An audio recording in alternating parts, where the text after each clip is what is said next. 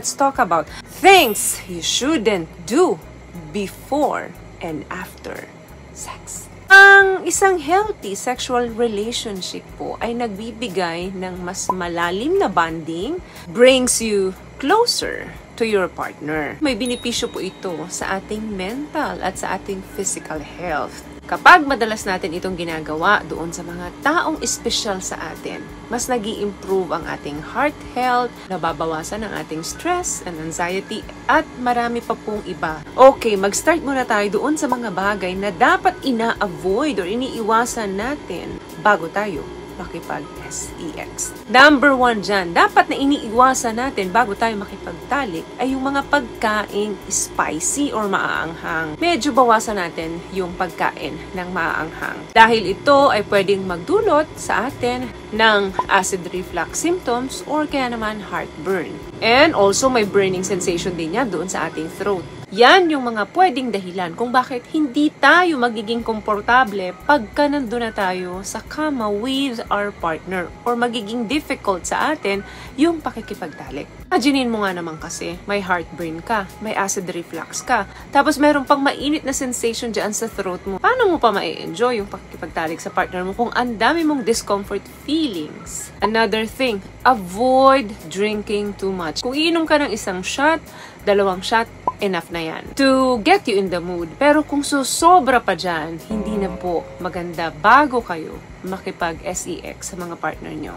Ang too much alcohol po sa katawan natin is a known na risk factor for erectile dysfunction. Ito ay isang kondisyon na hirap ma-obtain or ma-maintain yung energy sa katawan natin. Of course, pag wala kang energy, hindi rin tatagal sa bakbakan si Manoy. Another thing, don't shave right before. Kung ang preferred mo is nakashave ka bago ka makipagtalik, okay yun. Pero wag na wag mong gagawin yan yung right before. Nag-shave ka ngayon, then ilang minuto lang, ayan na. Kasi pwedeng mag-cause ng irritation sa skin natin yan. Mas nagiging fragile po yung around genital area natin kapag bagong shave tayo. Mas sensitive yan. Of course, may mga kiskisa na mangyayari dyan. Kaya magiging prone to irritation galing doon sa sex friction. Better na mag-shave ka day before kung may plano ka. So, plan ahead. Now, ano naman yung mga bagay na dapat iniiwasan mo or ina-avoid mo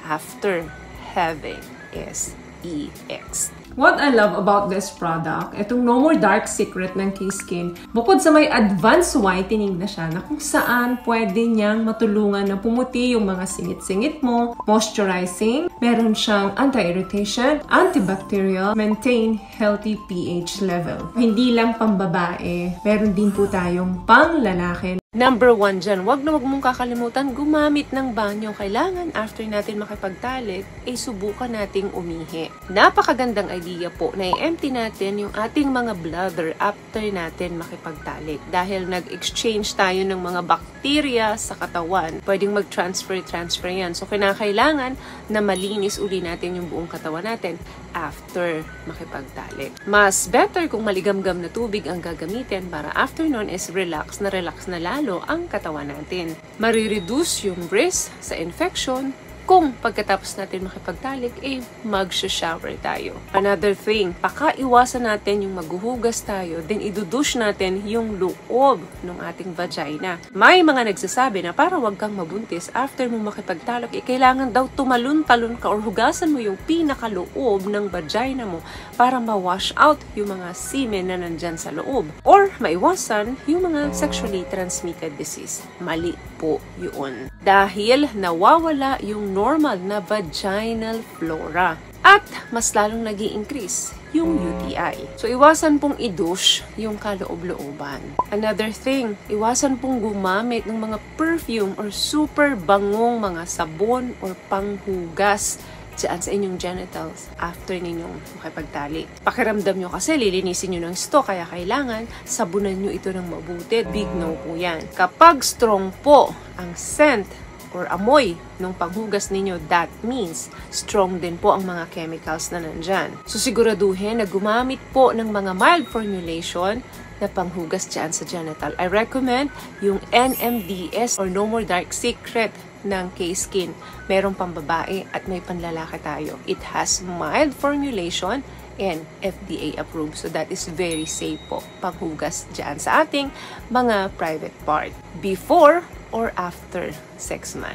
At wag din pong gagamitan ng mga lotions na may mga matatapang na amoy. Kung hindi naman available ang mga ito, no, so better na tubig na lang ang gamitin. Para ma-avoid yung irritation doon sa genitals natin na dulot ng matatapang na kemikal.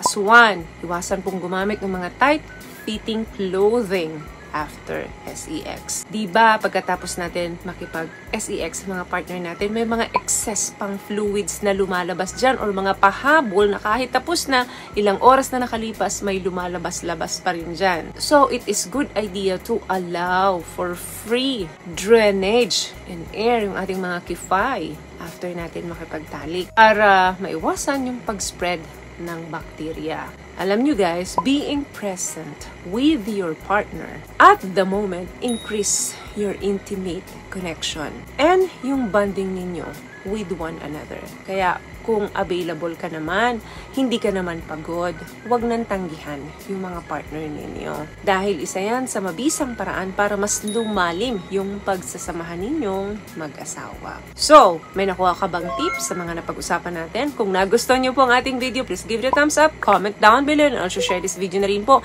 sa mga kaibigan na tingin nyo magustuhan ng video natin. So, see you again on our next one. Always love yourself and be a blessing. Bye!